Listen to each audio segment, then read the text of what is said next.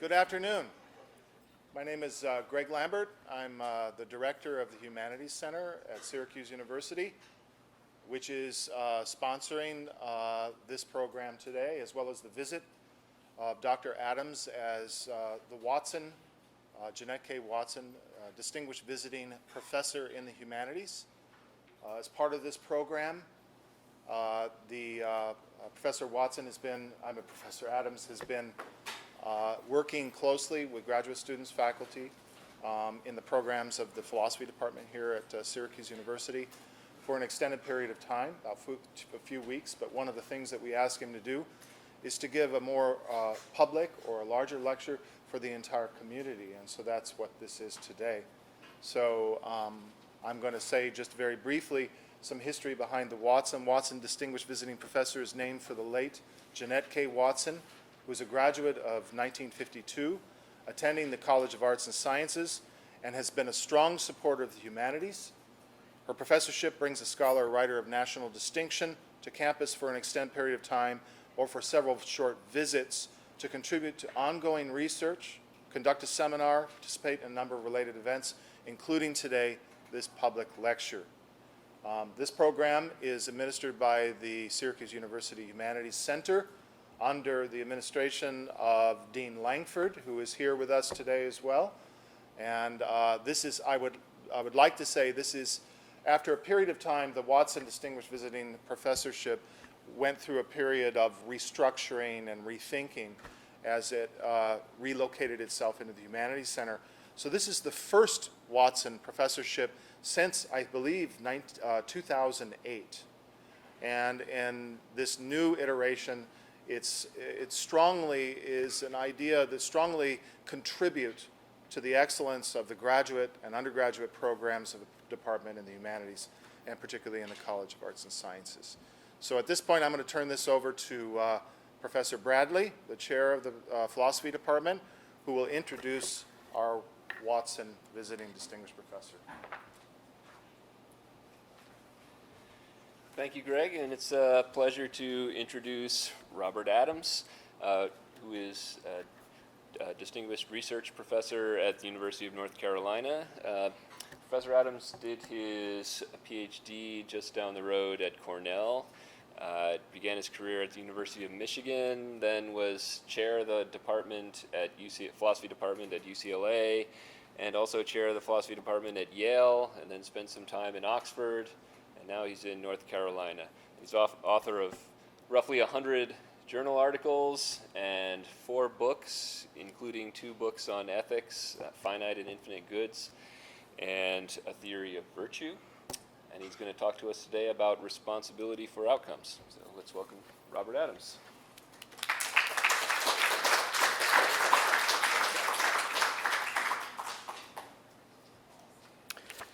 Thank you very much. It's a real honor to be here as a Watson Distinguished Visiting Professor. I have enjoyed my time here at the University of Syracuse and my interactions with colleagues and students, especially in but not exclusively, the Department of Philosophy. We have responsibilities. Acquiring them is part of normal life in human society. Moral philosophers have had a lot to say about responsibility, mostly about what is called moral responsibility. The central cases of moral responsibility, in the intended sense, are cases of responsibility for one's own actions and attitudes.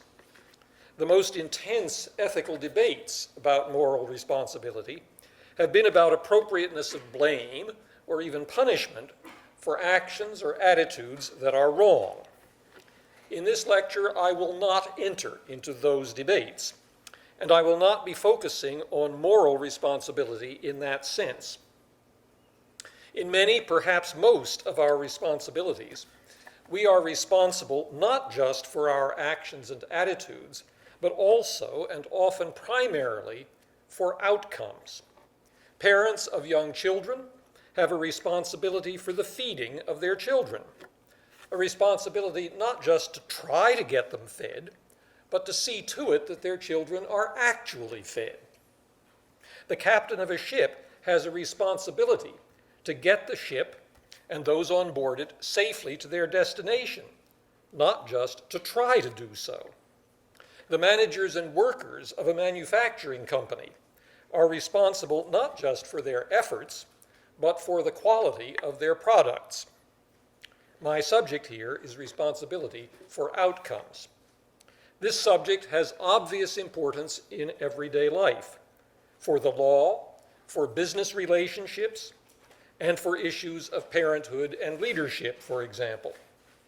It has not been much discussed by philosophers, however, perhaps because the very idea of responsibility for outcomes as such is widely regarded as a scandal. That is because outcomes are affected by luck. Whether or not our own actions are ever totally within our control, the outcomes of our actions in general are not. Our ability to produce certain outcomes may be pretty reliable, but can we ever entirely eliminate the possibility that our efforts will be frustrated by an unfortunate accident, unforeseen by us? So how can it be fair to hold us responsible for outcomes? Shouldn't we be responsible, strictly speaking, only for our own efforts and actions, for doing the best we can? In this lecture, I will defend responsibility for outcomes against the charge of unfairness. At many points in this defense, it will be crucial not to conceive of such responsibility as a matter of deserving praise or blame, reward or punishment on account of the outcomes. I will argue that it ought to be regarded rather as a sort of ownership of the outcomes, resulting from ownership of our lives, and not only of the aims and projects, but also the risks that are involved in our lives. A central point in my argument will be that sometimes bad things happen, not because somebody did something wrong, but because somebody ran a risk that it was reasonable and right to run. That is one of the facts of life that concepts of responsibility help us to deal with. I understand the concept of responsibility as a broadly moral concept that plays a part in structuring a wide variety of interpersonal relations. The central and largest part of the lecture will take the form of exploring some of that variety in a series of 6 case studies of responsibility for outcomes. The first 4 cases are fictions, 3 of them invented by me. I will conclude the lecture with a more systematic but brief presentation of principles regarding responsibility for outcomes, drawn from the discussion of the cases.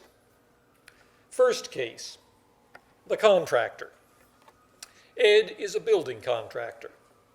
He has contracted to complete a college dormitory by August 15th. He has acted prudently and conscientiously, but due to an antecedently improbable combination of strikes, accidents, and weather incidents, the building is still far from finished on August 15th. What does Ed's contractual responsibility for outcomes come to in this case? First of all, as suggested by the etymology of the word responsibility, Ed is answerable to the other party to the contract, the college. To be responsible is in part to owe to other people a response, an accounting, if they have reason to think the responsibility has not been fulfilled. Ed owes the college an apology and an explanation of why he did not manage to complete the building in time. Second, depending on the terms of the contract, Ed may be liable to a significant financial penalty, receiving less from the college in payment for his part in the project. Third, and particularly important for the present discussion, it is outcomes, not efforts, that are at issue in this case. If Ed is late, he will be expected to explain what he was doing to finish on time. But he may be liable to penalty no matter how good his explanation is. And if he does finish on time, he will not need to explain or justify his efforts to do so. Is it fair to assign to Ed such responsibility for the delay in finishing the dormitory? I believe it is. I could defend that belief by pointing out that Ed has voluntarily agreed to a contract that assigns such responsibility to him. However, people sometimes voluntarily agree to arrangements that are not fair to them. So we need to consider whether the contract that Ed has signed is fair on this point. I believe it is fair. A vindication of its fairness must not rest on a claim that Ed deserves to be penalized because he is to blame for the delay. In the case I am discussing, Ed is not necessarily at fault in his handling of the building of the dormitory. That is, his decisions and actions in the matter may all have been reasonable and appropriate. It may simply be that some of them were unlucky. Bad luck is involved in many cases of blameless responsibility for bad outcomes. So is risk. Human agents certainly cannot live well, or perhaps even live at all, without taking risks. Hence, risking a bad outcome can be blameless in many contexts in which choosing that bad outcome would be blameworthy. Taking the risk may indeed be prudent. It may even be morally required. But accepting or incurring the risk may involve an agent in responsibility for consequences that result from the risk. Borrowing a phrase from the vocabulary of investment professionals who routinely choose to incur risks in owning investments, I speak here of owning risks. Owning a risk means that if the risk turns into an actual bad outcome, you will own the outcome, as in, you break it, you own it. Responsibility for bad outcomes is often rooted in owning risks. That is Ed's situation. His business involves running risks, taking chances. He accepted responsibility for building the dormitory, for building it to the specifications and the timetable required by the college. Indeed, he sought that responsibility, submitting a bid for it, asking a very substantial sum of money for discharging the responsibility. In accepting his bid and signing a contract with him, the college gave him something like a share of ownership in the college's dormitory project. It became his project too. He has his own aims for the project: to make a profit on it and sustain his reputation for doing a good job. But if he is worth hiring, he also cares for its own sake about the quality of the building that is coming into being. He has been given freedom in many respects to pursue the project in his own way. The dormitory must be built to specifications provided by the architect, but Ed chooses subcontractors, orders materials, schedules deliveries, and so forth. It is a fact of life that all such decisions carry risks. Some carry more risk than others, which in some cases might be balanced with possible advantages for Ed. He chose his risks carefully, indeed prudently, but he has been unlucky in some of the risks that he ran. Some of his chosen subcontractors have been hit by strikes, some suppliers by shortages, some scheduled construction stages by bad weather, resulting in the delay of the project. He owns the risks he ran. They belong to his part in the project. So he owns the bad consequences that resulted from them. Is that fair? Is it fair to Ed that the contract requires him to accept less payment from the college because of the delay? I think it's fair. Consider the college's point of view. The delay matters to the college. The college will incur unexpected costs and program disruptions because students will be unable to begin the fall semester in the new dormitory. In that way, what Ed accomplishes will be worth less to the college than it would have been if it were finished on time. For Ed, ownership of risks and responsibility for outcomes is part of the price of a considerable measure of freedom to pursue in his own way an outcome that matters to other people. Because of the way in which a substantial part of a common project belonged to him, the contractual financial penalty for delay quite reasonably assigns to him ownership of costly outcomes of risks he ran in his part of the project. Assigning and accepting ownership of risks and responsibility for outcomes is deeply rooted in the human condition. Many outcomes are really important to us. The outcome is often more important humanly than the praiseworthiness or blameworthiness of any one agent's efforts toward it. This could hardly fail to be true, given our natural dependence on physical resources and on the cooperation of other people. It is important to us that we have goodwill toward each other, but in many circumstances, goodwill is not enough. We often need also to count on each other to achieve or avoid a certain outcome. The possibility of social cooperation depends on this. If you and I are to meet at a certain place and time, we need to be able to count on each other to be there then. If you're doing one half of a job and I'm doing the other, we need to count on each other to accomplish our tasks. If I don't accomplish mine, your effort may be in vain. We need each other to be responsible for outcomes and not just for doing the best we can. Second case, toxic waste removal. This case is borrowed from T.M. Scanlon's excellent book, What We Owe to Each Other, specifically from his discussion of judgments of responsibility that, as he puts it, express substantive claims about what people are required or not required to do for each other.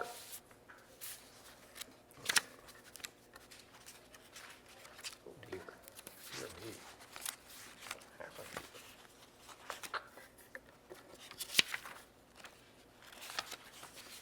Oh dear. What? Yes. This is please.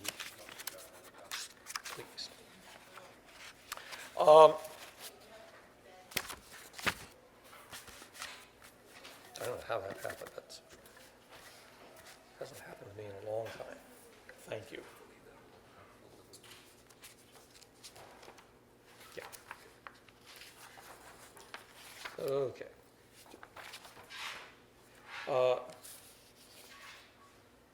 He's discussing judgments of responsibility that express its substantive claims about what people are required or not required to do for each other. He calls them judgments of substantive responsibility.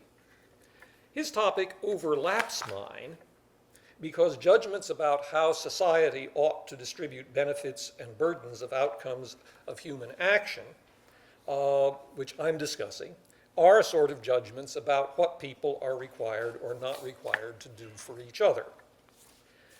Scanlon discusses at length an example in which the officials of a city need to remove and dispose of some hazardous waste that has been found near a residential area. He describes in some detail the precautions that need to be taken in doing the work, and supposes that those precautions are scrupulously observed.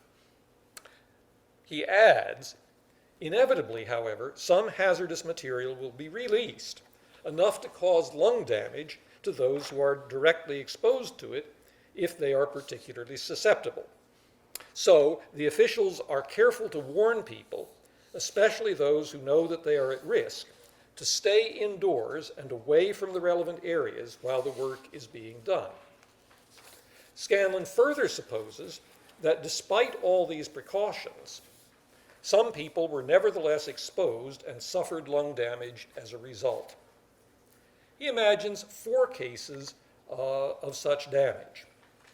One person went for his usual walk because all the public warnings somehow escaped his notice. He failed to hear about the danger.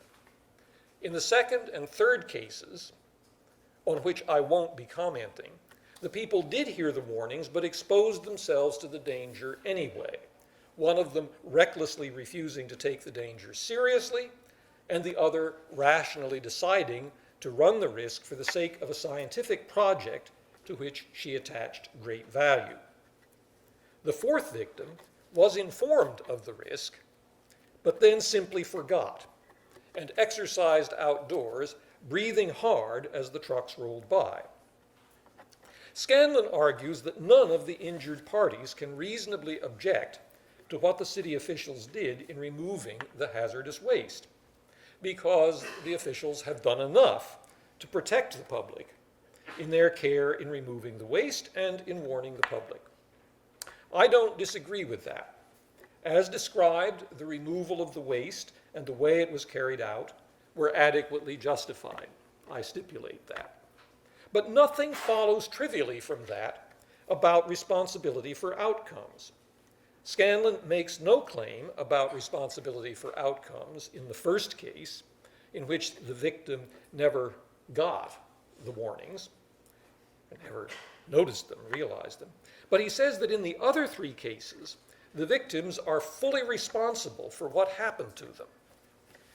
In the case of the fourth victim, who forgot about the risk, that seems to me at best quite misleading.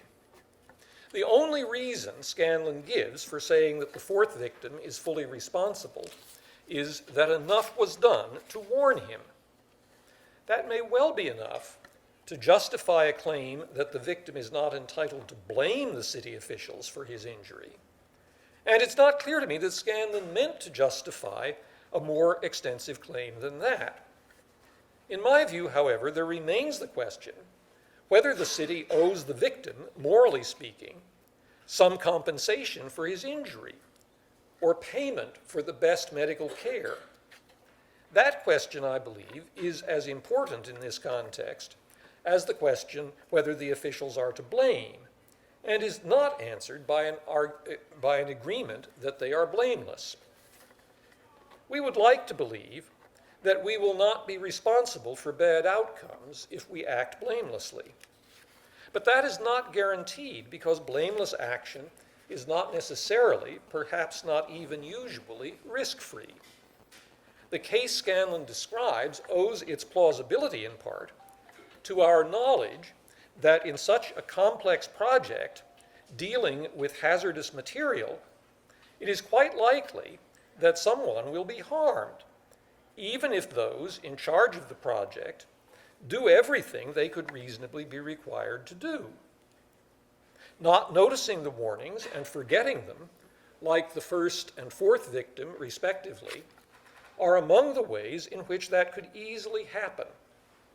The officials in charge should certainly have known what we know about such risks, and their justification in acting depends in part on their willingness to accept responsibility, by which I don't mean blame, for bad outcomes like those. It is also a fact of the first importance about responsibility for outcomes that it can be shared among a number of agents, and is shared in many cases. This is one of those cases. I grant that in some ordinary sense, the fourth victim was at fault, though involuntarily so, in forgetting that the hazardous waste would be moved on that day. He shouldn't have forgotten. But such forgetting could easily happen to many of us, particularly as we get older. Such forgetting is itself one of the ordinary risks of going about one's daily business. On my view of responsibility for outcomes, this person's ordinary choices give him some ownership of that risk, and therefore arguably some degree of ownership of the risk of lung damage. But he fell victim to a risk much larger than our ordinary risk. He did not choose or knowingly accept that risk, and therefore does not have full ownership of it or full responsibility for the damage he suffered. Not, at any rate, if there is an agent that has fuller ownership of the extraordinary risk. And there is such an agent in this case, namely the city, acting through its officials. I believe it is a fair principle that, other things equal, an agent whose action or project introduced, even if blamelessly, the largest risk of a bad outcome into a situation owns the largest share of responsibility for that outcome if it occurs. It is clearly the city's project of waste removal that introduced the major risk of lung damage into the situation, and the officials authorized to act as the city's agents knew that. The conclusion that the city owns the elephant's share of that risk and of responsibility for lung damage that occurs seems to me irresistible. The city ought to do what it can to minimize the burdens that the fourth victim must bear because of his injury. Third case, the careful driver. The contractor in my first case and the city officials in the second have responsibilities that start with their having a particular social role, an official role, or a job. They have a comprehensive responsibility to take care of a large project or realm of social cooperation in which they must make decisions on behalf of others. But even in our private lives, going about our private business, we have in any livable social system a measure of independence of action in which what we do affects to greater or lesser extent the interests of other people. And we must bear responsibility for the risks that we run if that independence of action is to be tolerable. Which is not, of course, to say that a decent society will simply abandon the unlucky in its midst. My third case is one of responsibility in private life. Back in the days when automobile tires had inner tubes, Mabel was a good driver. She drove carefully and she took good care of her car. But one day, driving to work in a 40 miles per hour zone, she drove over a nail that was hardly visible on the road, as anyone might have done. Her right front tire blew out, and the car swerved onto the sidewalk, seriously injuring a child. Mabel felt terrible about the accident. She also was held legally responsible and liable for financial damages to the child. In fact, as we may plausibly imagine, Mabel was glad to be able to pay financial support and compensation to the child, which she wouldn't have been able to pay if she hadn't been insured. She would have felt even worse if she couldn't have done that. She feels a responsibility that is not just a legal responsibility, but a broadly moral responsibility. Is her feeling that way a mistake? Is she being unfair to herself? No, I think she's not being unfair to herself, even if her conduct in driving was blameless.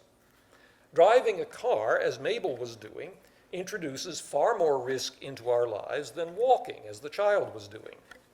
Just as I think the city, in Scanlon's example, having introduced the risk of lung damage into the situation, ought to bear responsibility for mitigating the burdens borne by the unfortunate fourth victim, for that matter also the first victim, so I think it is fair that Mabel should bear responsibility to mitigate the burdens borne by the child injured by her car. This case illustrates one of the more surprising facts about ownership of risks and responsibility for outcomes. They can not only be shared, they can also be traded. And in a way, they are in fact traded, but with a difference. In typical trading, when you transfer goods or services to another party, you are paid for them.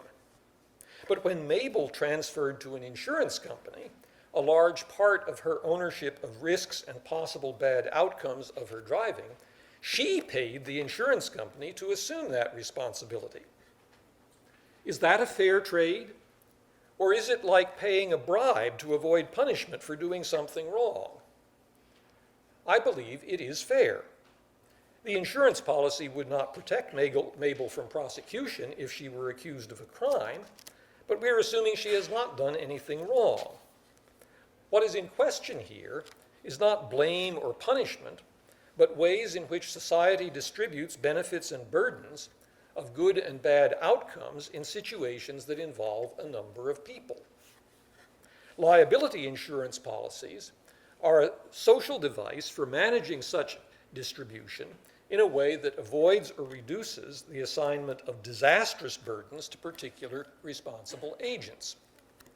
At the same time, they are a way in which those who buy the insurance take responsibility in advance for possible bad outcomes of risks that they run, assuring that some amends can be made to people who are harmed by such outcomes. One's justification in running a risk may depend in part on one's willingness and ability to make amends. That is a reason for thinking it fair for liability insurance to be legally required.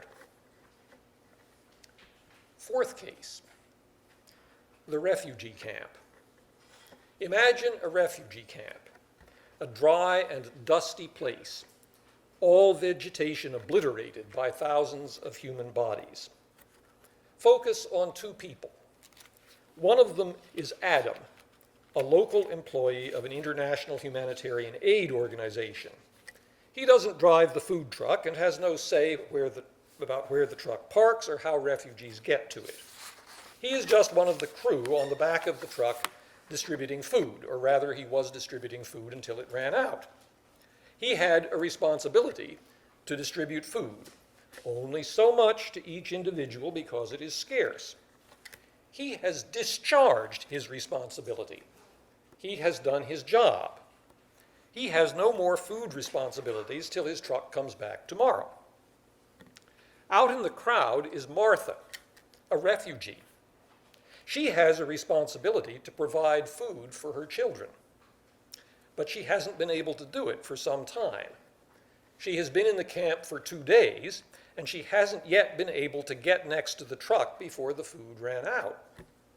She is small and sick and weak from lack of food, and the strongest get to the truck first. Thus far, she has been unable to discharge her responsibility. She has no food to give her children. I'm assuming she is not to blame for this outcome, but is she nevertheless responsible for it?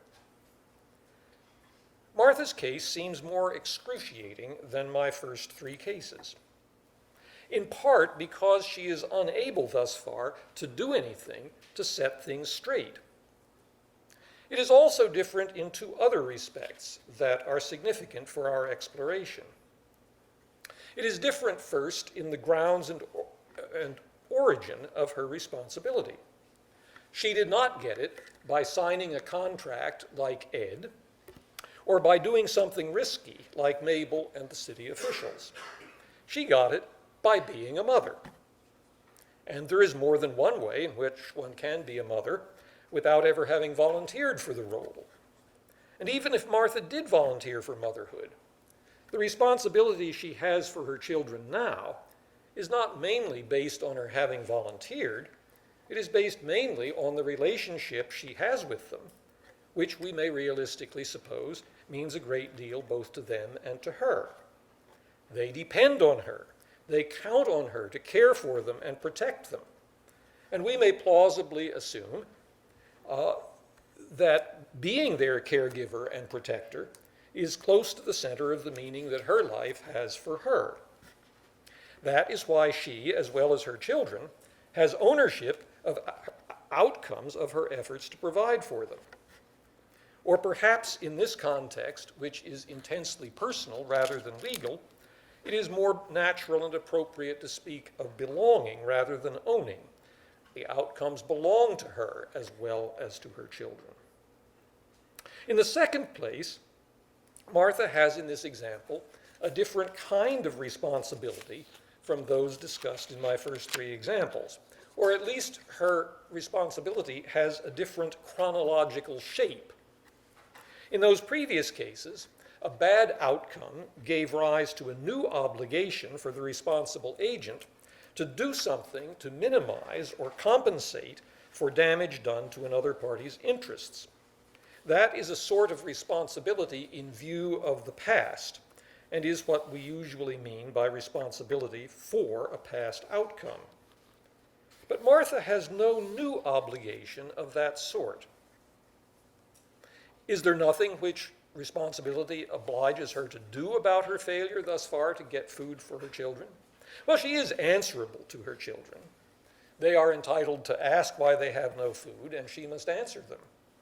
But any answer she can give them pales into insignificance in view of their hunger. The main impact that her inability and failure to get food has on her responsibility is that it adds urgency to her responsibility to provide food for her children. But that is not a new obligation. It is an intensified form of the responsibility she has had all along, her as yet in the present undischarged responsibility to provide for her children. In the first three cases, we could focus on responsibility for the past. Martha's responsibility remains mainly a responsibility for future outcomes. That makes Martha's case an outlier here, but we should not fail to note that responsibility for future outcomes is important in our previous cases too.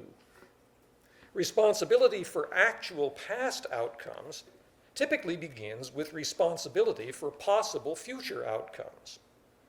Ed's responsibility for the dormitories not having been completed on time began with his forward-looking general responsibility for building the dormitory, which included a particular responsibility to complete it by August 15th.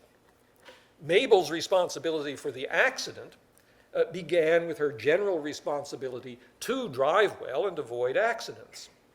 And the city's responsibility for lung damage caused by the waste removal began with its future-oriented responsibility to accomplish the removal safely.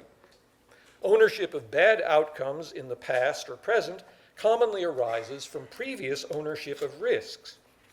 And when we do things that incur ownership of risks, it is usually in the pursuit of future outcomes that we regard as good. Martha's case also illustrates something else that is important for our topic.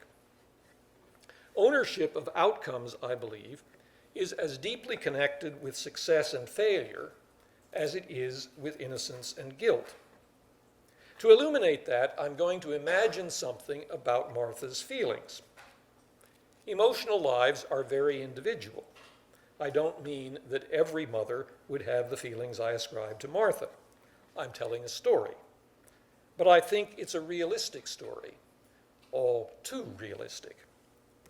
Added to Martha's grief and anxiety over her children's intensifying hunger and her own, as I imagine it, is the bitterness and shame of failure to fulfill her responsibility as a mother to take care of her children. We may reasonably suppose that Martha wants that responsibility and has wanted it. Perhaps in the present emergency, she would feel obliged to turn the responsibility over to someone else and let someone else be the one her children look to for care if someone else could be found who would be reliably willing and able to do that. But she could not surrender her responsibility without great pain and loss of meaning in her life. The very depth and personal significance of her desire to be the strong and reliable protector and caregiver her children need and want may make the failure something she cannot disown, however blameless it may be. She cannot deny that the failure is hers, that it belongs to her. That surely can feel very much like responsibility for the failure. Perhaps we should hesitate to call it that because it does not seem to be a good reason for allocating to Martha any additional burden. It may be something inward that can outlive any consideration of social allocation of benefits and burdens. But there is some reason for thinking that it is like responsibility. for Martha does have a very personal ownership of the outcome. She cannot rightly disown it or dissociate it from the moral significance of her life.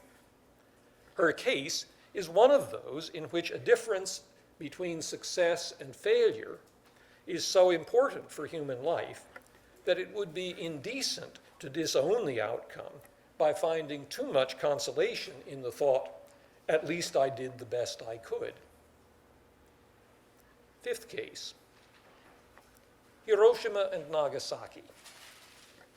Our investigation has already confronted us with the phenomenon of shared responsibility. I called attention to it in discussing the toxic waste disposal case. And it was already present in my first case.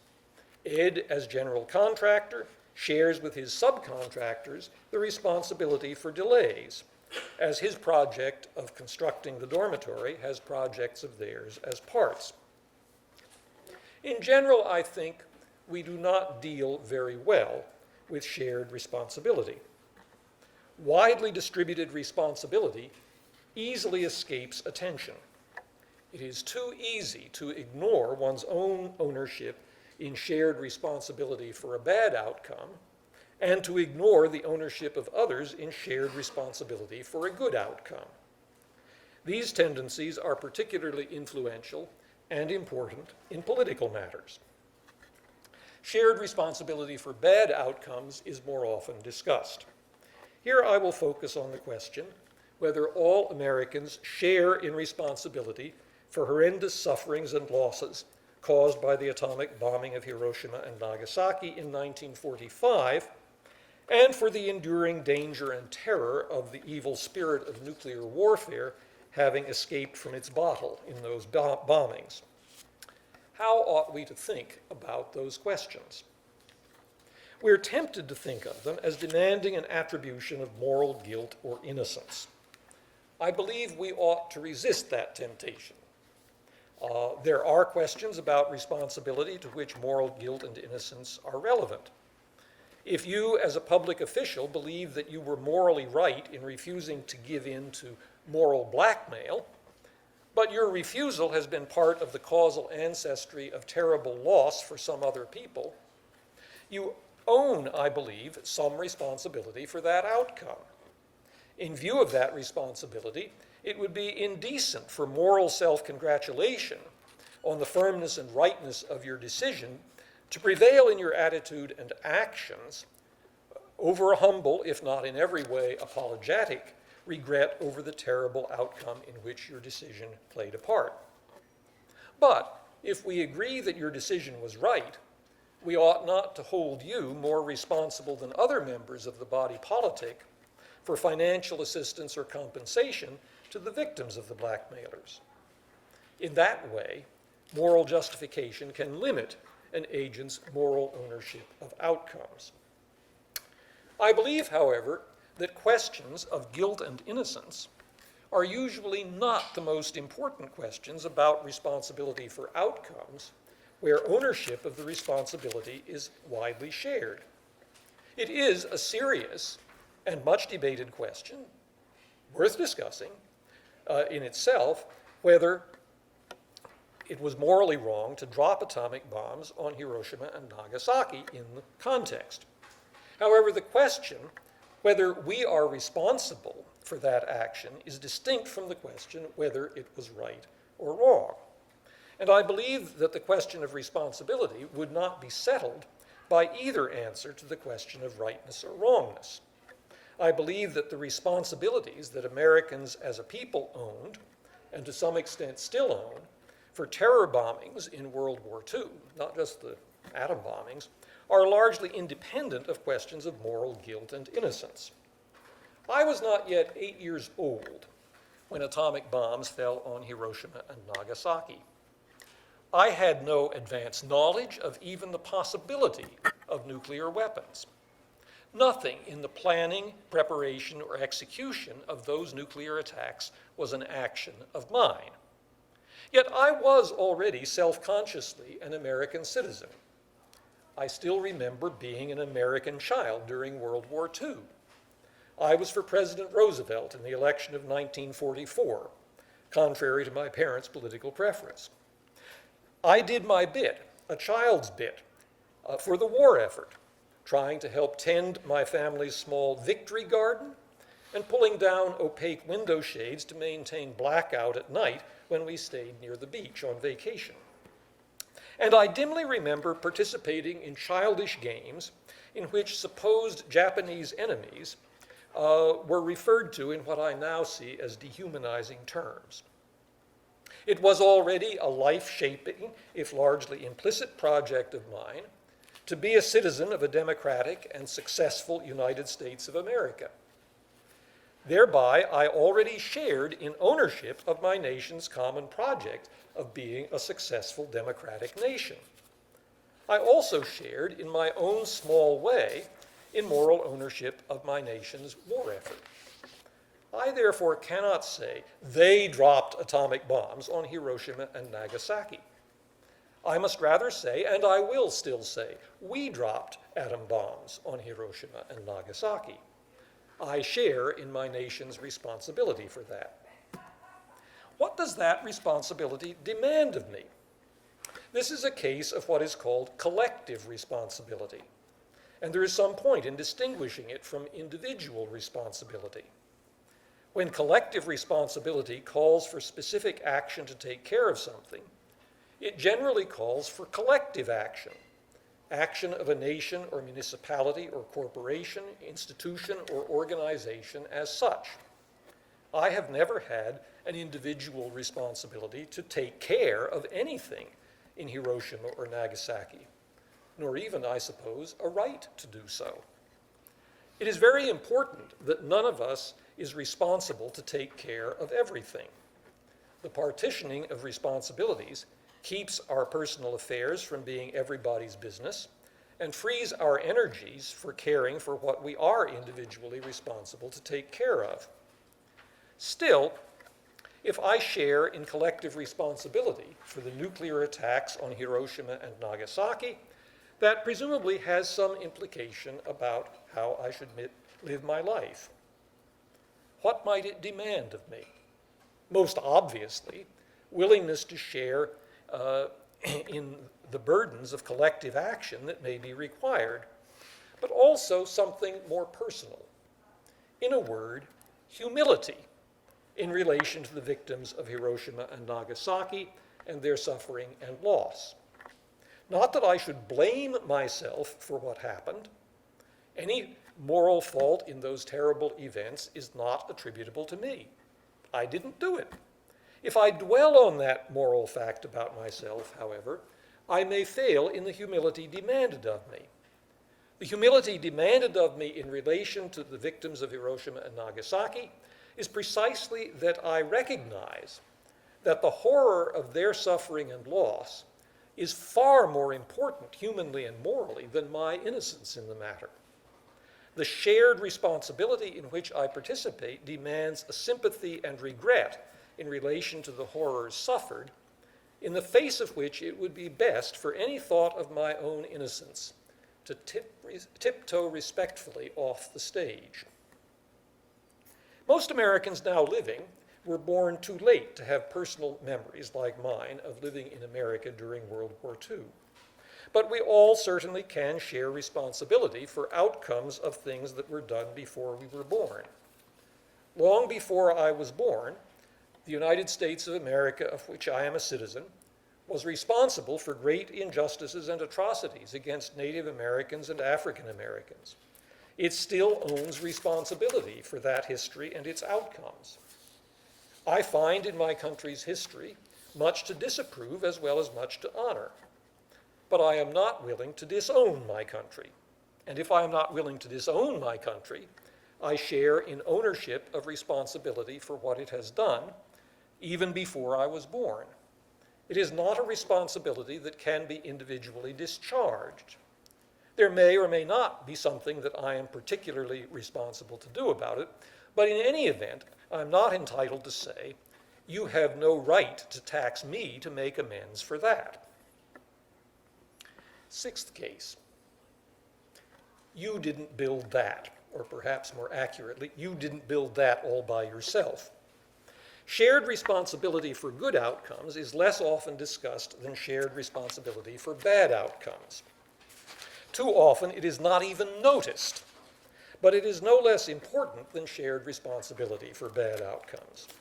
It did get some attention, at least obliquely, in recent political controversy about President Obama's statement, "You didn't build that." Obama's point, as I would spell it out, is that prosperity or success in a modern economy is never a purely individual achievement. It is always an outcome for which there is widely shared responsibility, an outcome of individual projects owned by many different individuals, and typically of common projects in which many individuals share ownership. In speaking of the fruits of success in a modern developed economy, after all, we are not speaking of potatoes that we individually planted, weeded, and dug with our own hands. The success of which we speak virtually always arises from goods and services whose production and delivery depends on a wide variety of manual workers, scientific and technical researchers, financial service workers, transportation workers, and on those who provide those workers with the education and other services that they need. There are no true economic lone rangers in such a system. All wealth and income is an outcome of the work projects of more individuals than can easily be identified. Indeed, it may be, in part, an outcome of the work-seeking projects of unemployed individuals who want to work. It is widely and influentially believed, after all, that unemployment up to a rate of 3 or 4% contributes to efficiency of the economy and to preventing damaging inflation. These considerations suggest that all the individuals mentioned share in responsibility for the wealth and income outcome, and therefore in moral, if not legal, ownership of that outcome. How are ownership rights in the outcome to be apportioned among its many owners? In practice, in the United States recently, relatively unrestrained competition has resulted in larger and larger shares going to fewer and fewer owners. The subject President Obama was discussing is how our government's economic policies should respond to that situation. Detailing and defending an answer to that question would go far beyond the scope of this paper. I have just 2 comments to make in this connection. The first is that any who flatter themselves that their vast wealth is entirely their own doing are most likely riding on the shoulders of others whom they misrepresent as pygmies rather than giants. The second is that the difference between the value of one and another person's contribution to our country's prosperity is hard to quantify objectively in most cases. That's a reason for thinking it fair to tax those who have far more than basic necessities in order to ensure that all who have moral ownership of our nation's common economic and political project are well provided with education, shelter, food, and health care. Conclusions. I will close by trying to draw out some general conclusions from the narrative and commentary of my 6 cases. I have sketched a variety of shapes or forms of responsibility in a variety of social situations, public as well as intimate. All these forms of responsibility are ways in which social roles and relationships can be structured with a view to their being tolerable for all involved. And more than that, one hopes, efficient, reliable, respectful, and fair. Much of our responsibility is responsibility for ourselves, for our own actions and attitudes. Regarding that sort of responsibility as a condition of moral praise and blameworthiness, we speak of it as moral responsibility. My focus here has not been on that sort of responsibility, but rather on responsibility for outcomes, including the success or failure of our efforts, as distinct from the efforts themselves. Responsibilities arise from social roles and help to define those roles. They may be grounded in commitments one has undertaken voluntarily, as in signing a contract, or in voluntary actions that affect one's social relations, as in driving a car on city streets. but they may also be founded simply or mainly in the existence and character of one's relationships themselves, in one's being a friend or parent, a citizen or colleague. Responsibility can be shared, and commonly is shared.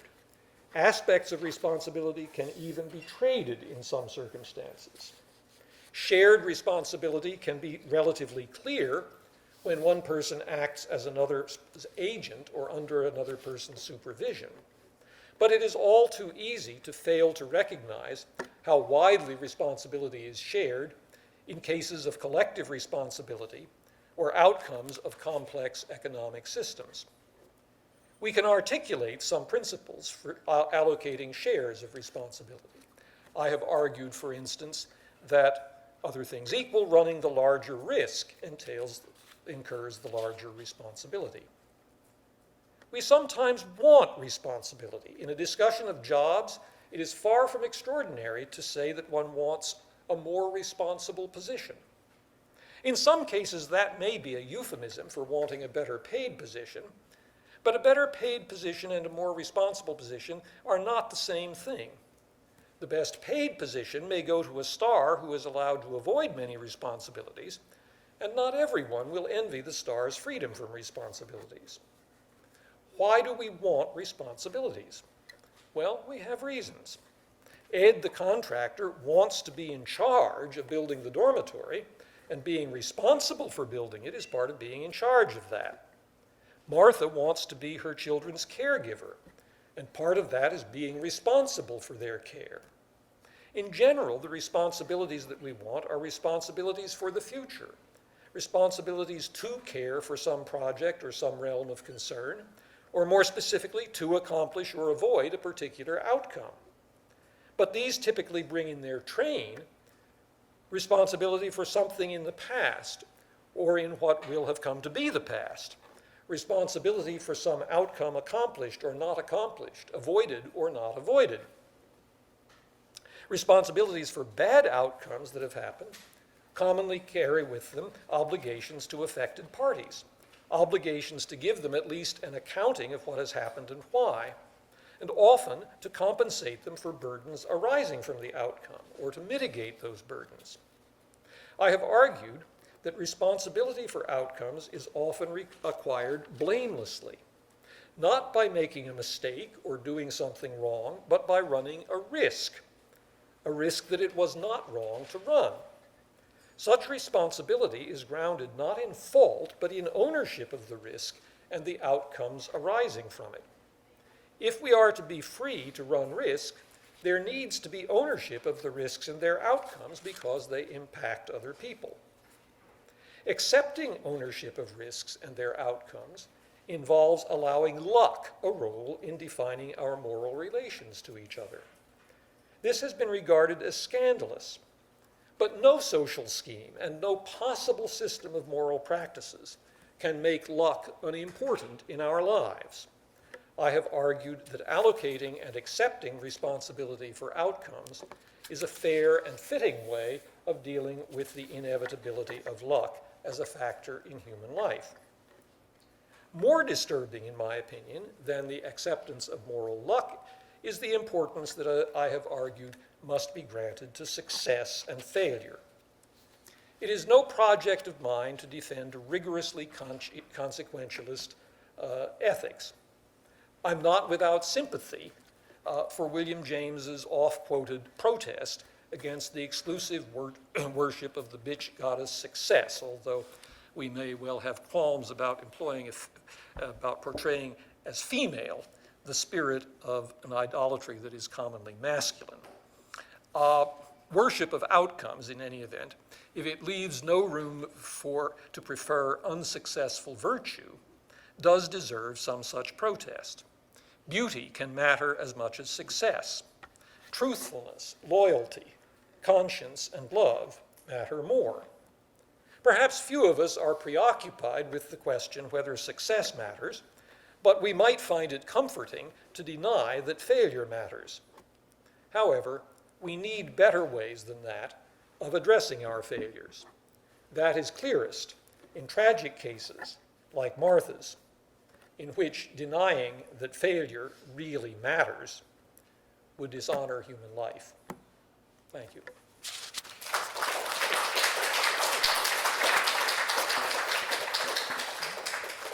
We'll now have a question and answer period with Professor Adams. First, I'd like to announce, though, that after the Q&A period, there will be a reception over in the Goldstein Alumni and Faculty Center that everyone's invited to. That's the small building that's over next to the library. And after the reception, anybody who would like to, if you'd like to have dinner with Professor Adams upstairs in the Faculty Center, should find me and let me know that they would like to do that, because there are still spaces available for dinner, including students if you want to have dinner. But now I'll leave it to your own. Sure. Students first. Any students would like to raise a question?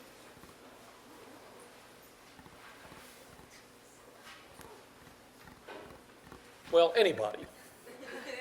Yeah. So a question about the toxic waste. Mm-hmm. So it seemed like, if I remember right, you wanted to say that the person who forgot that it was hazardous waste dumping day had some responsibility for getting sick, but less responsibility than they would have otherwise had because the city had More responsibility.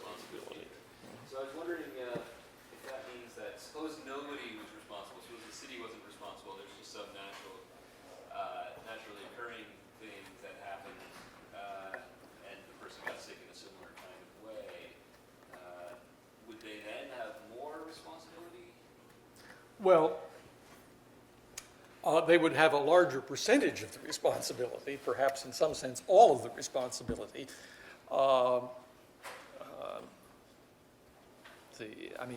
In a general way, in living our lives, we take responsibility for the outcomes of our choices, and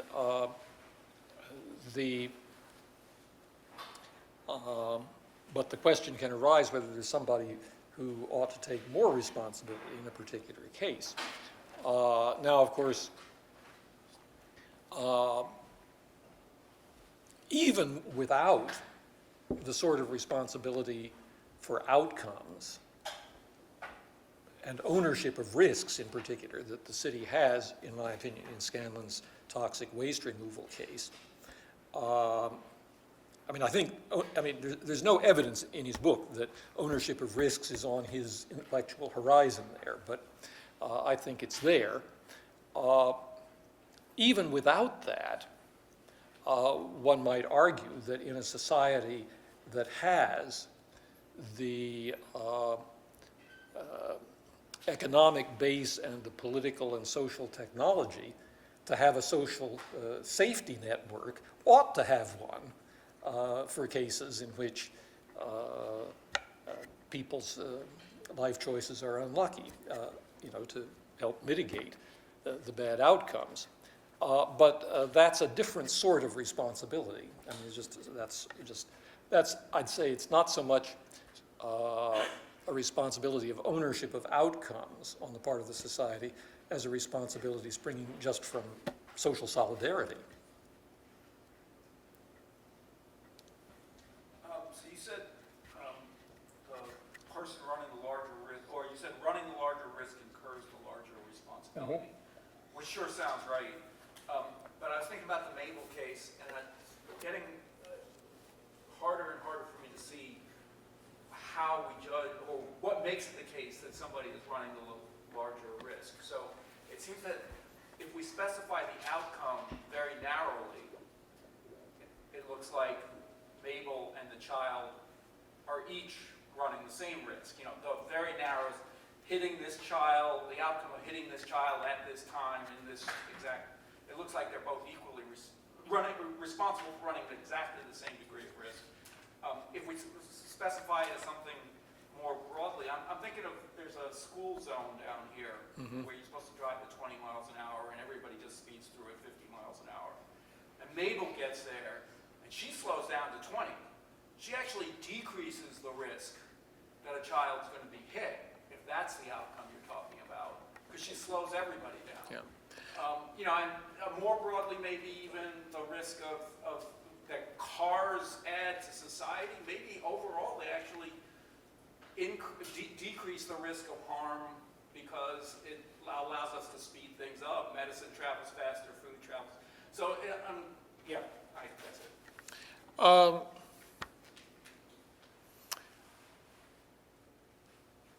Yeah, I think, and I put it initially in a way that I thought was a little more careful. It's the one whose project or actions introduce the largest risk into the situation. Who is it that's responsible for the factor here who's responsible in this situation for the factor here that's the major risk producer? So it's not the question, do their particular actions increase or decrease risk on the whole? That's very hard to answer. It's rather, what's the big risk here? The big risk here is of somebody getting hit by an automobile. And so in a general way, it's, the owners and drivers of automobiles are the ones that need to take ownership of that sort of risk. In the city's case, it was the hazardous waste removal process that introduced into this situation the risk of lung damage. That was what I was thinking. But I see your point. It might be hard to sustain that criterion in many situations. Another thought I have about it is that the agent that has more control over the situation, especially if the agent is trying to retain control of the situation socially, has more ownership in the outcome.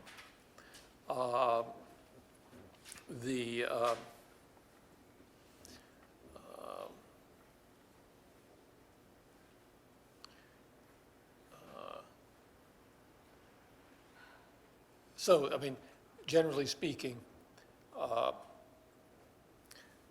people who are responsible for the framework in which the actions go on, if it's a dangerous framework, are more responsible, probably are more responsible and should be held more responsible than the people who behave in that framework in ways which may be faulty perhaps, but are predictably faulty and should have been anticipated by the people who set the framework.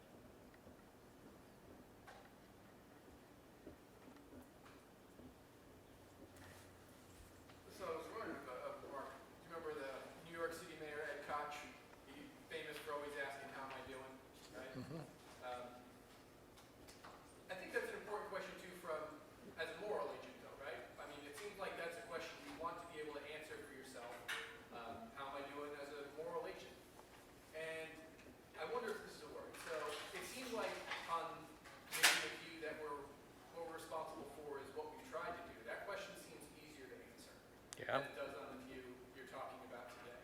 And I'm worried that I can't answer that question anymore, or it's very hard for me to answer that question because I carry a lot more weight than I thought I did, except it's things, what weights do I carry?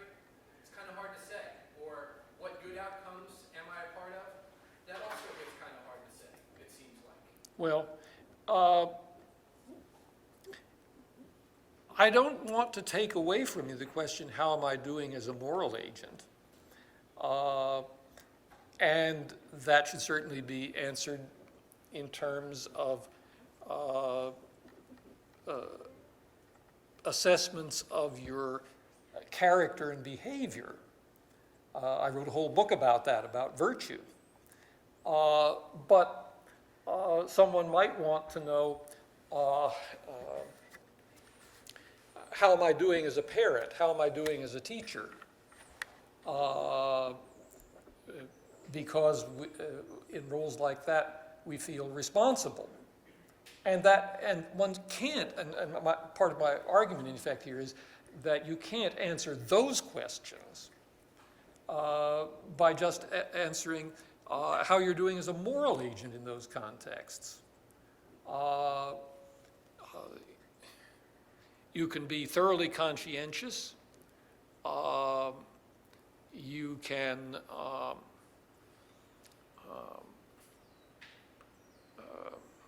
be well motivated. But if you're not good at doing certain things, you may not be doing very well as a parent or a teacher. And, you know, if you're going to be a parent or a teacher, you ought to care about doing well. And not just about being morally innocent in your conduct. You know, those are different goals. And they're both, I mean, I don't want to disparage wanting to do what's right morally or to be a virtuous person. Those are great goals. But they, I think, you know, they don't cover all the goals that we ought to have if we're going to fulfill our responsibilities to each other. Because human beings can't live by morality alone.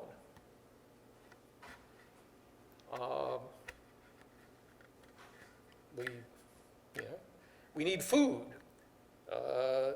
and we need, in certain contexts, to have a certain measure of success. Life isn't going to go well if we don't. It isn't going to go well if our parents and teachers don't have a certain measure of success, and so forth, or our politicians. We have to care about those things. Yeah, and I agree with you. But I would think that part of what makes us care about them is that, so I guess maybe responsibility is a better way to put it, if I can sort of follow a little bit. So maybe a lot of what I care about is how I intended the question originally is how am I doing with respect to my responsibilities? Mm-hmm. Am I meeting my responsibilities? And I guess I'm worried I guess there seemed to be a connection here. It seemed like one of the things you were concerned about is that it's a little too easy without your view to say something like about Hiroshima and Nagasaki. Well, I'm clean on that, right? That has nothing to do with me, right? I wondered if there was a kind of parallel worry here that I can sort of feel better about myself than I ought to, right? Simply by endorsing certain sorts of common projects, right? Actually, how am I doing with my responsibilities? Well, I could be doing pretty well if a lot of the things I'm commonly a part of turn out well. I'm doing great with respect to my responsibilities, and that seemed to lead into the same sort of apathy. I guess I was worried about something like that. I see. I might be less motivated to do better than I would be otherwise.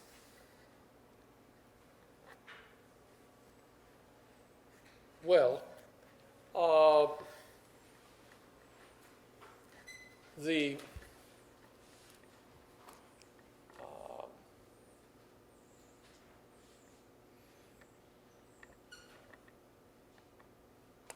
well, as I say, I mean, I certainly think that we, in general, probably don't deal very well with shared responsibilities, and that we're likely to favor ourselves in judgments about them and give ourselves more credit for a common project than we deserve. Yeah, that's possible.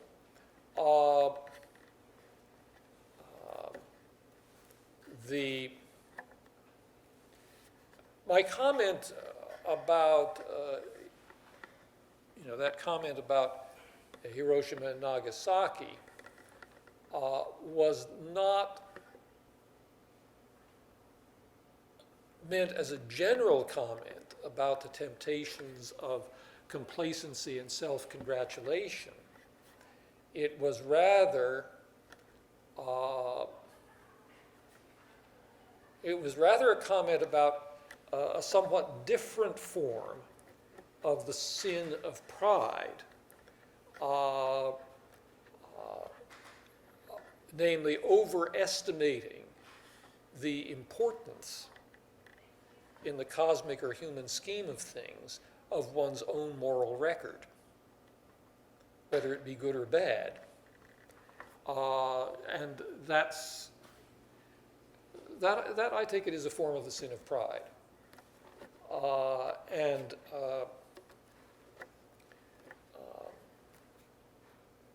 So I think I was trying to make a somewhat different point there about the relative importance of certain issues in certain contexts. Recognizing that whatever issues we're focusing on, we are always subject to temptations of favoring ourselves in our judgments about them.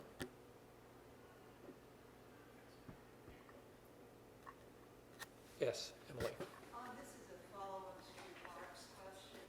I was wondering, in the case of collective responsibility, how you said in response to Mark that your position was that the person or group that introduced the critical factor in question is the one that has the larger share of responsibility. So I was wondering how you think about the causal history of events. So one, certainly the United States introduced the bombing, Yeah. but one could also say they didn't start the war, which eventually led to the bombing. So is there something about apportioning collective responsibility that in those kinds of cases?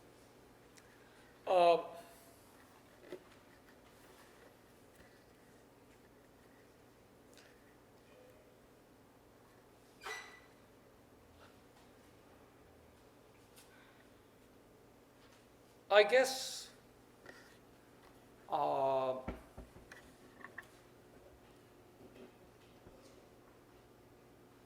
I mean, there's plenty of responsibility to go around for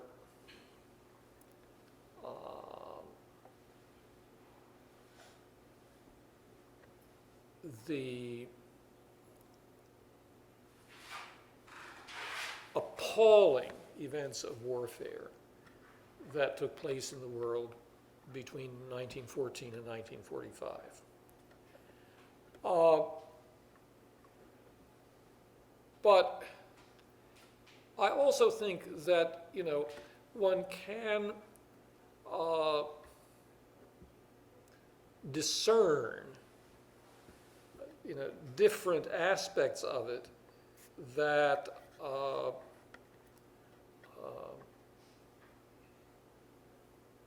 that particular individuals and particular communities have special responsibility for. And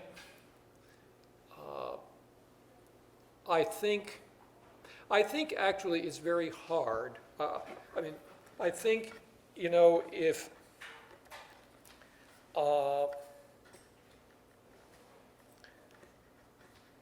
if Britain had and used nuclear weapons in the fall of 1940 when their backs were against the wall, it would be much easier to say that Hitler has a big share of responsibility for that too, than to say that about our using them in 1945 when it was clear to the whole world who was winning the war. That's not necessarily to say, I don't say that as a way of taking sides in the question whether we were wrong to do it, but to say, you made me do it in that context, I think would be really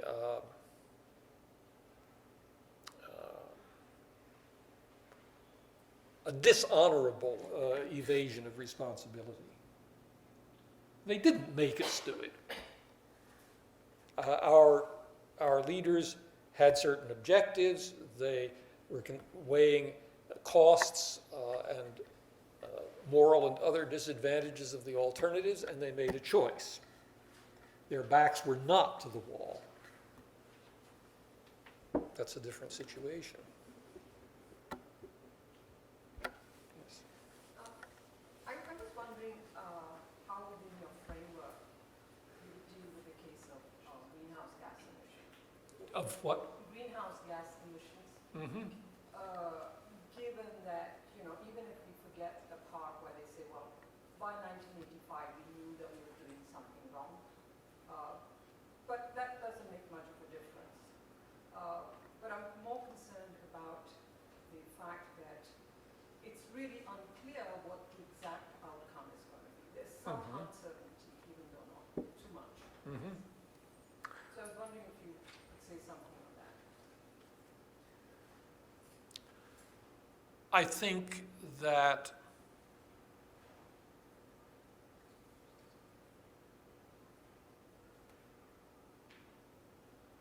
first of all, I think it's important that that this is a mainly collective responsibility, partly because I think it's obvious that only political action is going to have much impact on it.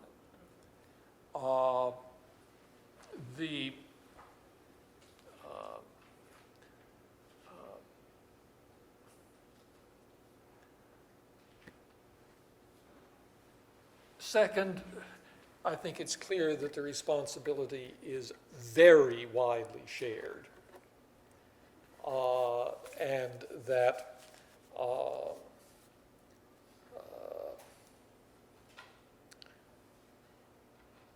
there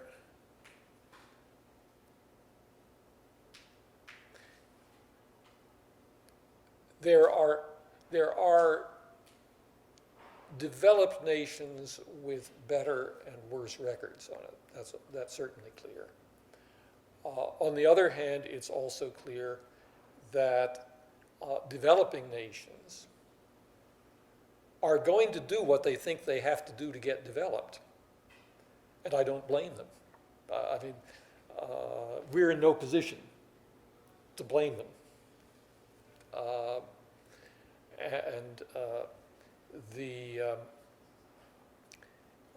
We're probably entering a period in which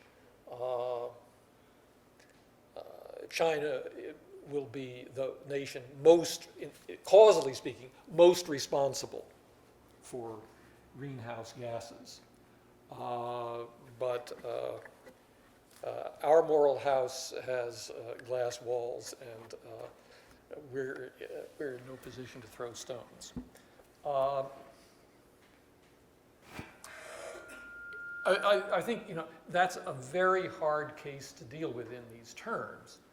But yes, I think there is a responsibility for outcomes. One of the most obvious judgments, I think, is that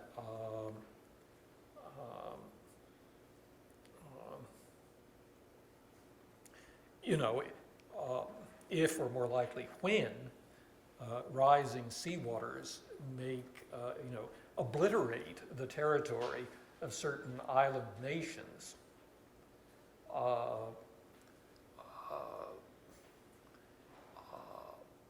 were we, in that context, out of various concerns about immigration and so forth, to refuse entry to refugees from that disaster, it would be as shameful as our refusing to admit Jewish refugees from Nazism in the 30s. Yes? Yeah, I think this is just sort of trying to clarify the scope of your theory of responsibility, or this kind of risk-based explanation of responsibility. So yeah, I was wondering what you think about responsibility for bad outcomes that you're actually trying to bring about but fail. So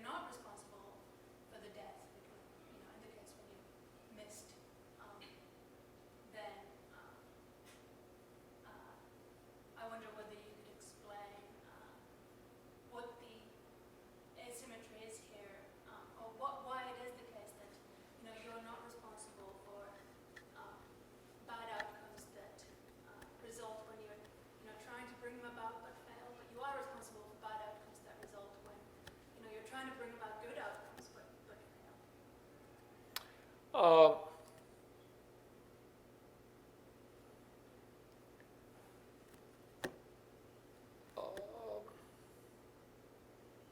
well,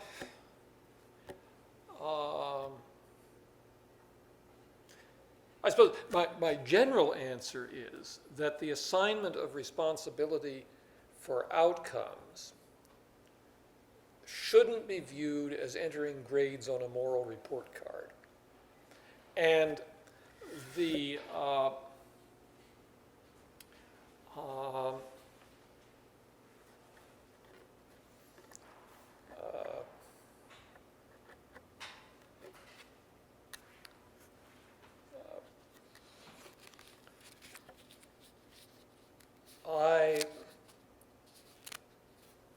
I mean,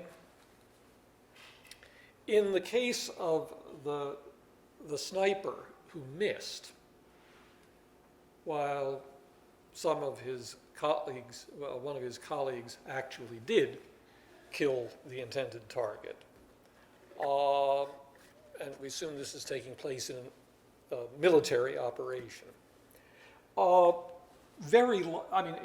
think that there's a clear basis for saying that both snipers share responsibility for the death because there is a collective responsibility here. This is not something they were doing on their own hook. Now, you know, if we think of a somewhat different case where, let's say, this isn't a military operation, it's a criminal operation, and they're not cooperating. These are you know, the victim here is somebody that lots of people have reason to hate, and our two snipers individually hate this guy, and there I think the answer is clear. The guy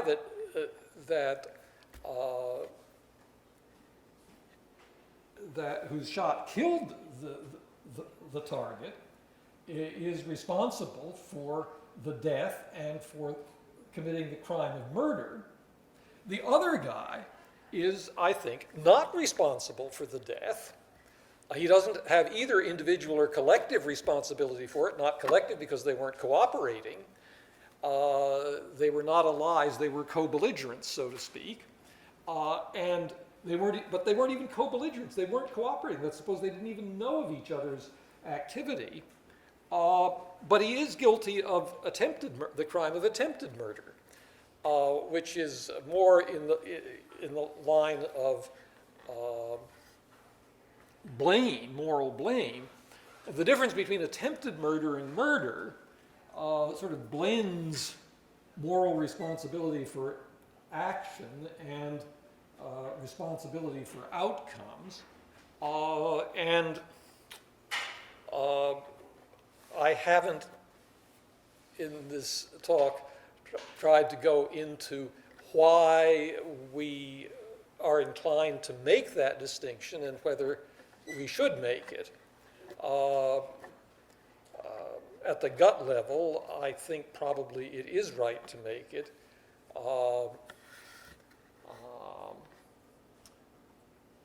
For various reasons, but that's not an easy question to answer. But then in the military case, there clearly is collective responsibility for what's going on. But there's this to be said. From the military point of view, from the point of view of the commanders, the death of the targeted enemy is, well, you know, the commanders are decent people. They can see that it's a bad outcome in a certain way, but it's also a good outcome from their point of view.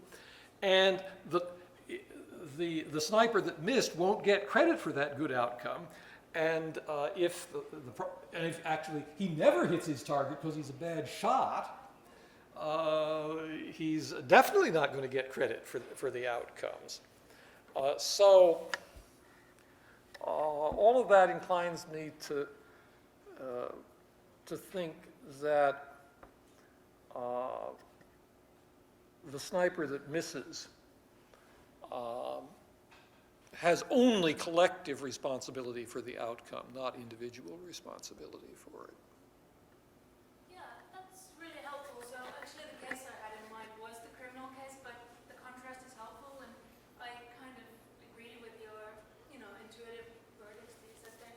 But so you didn't really mention risk or ownership of risk. So is it fair to say that there's a kind of responsibility for outcomes that, is outside the scope of what you're saying? Or Yes, well, in the case of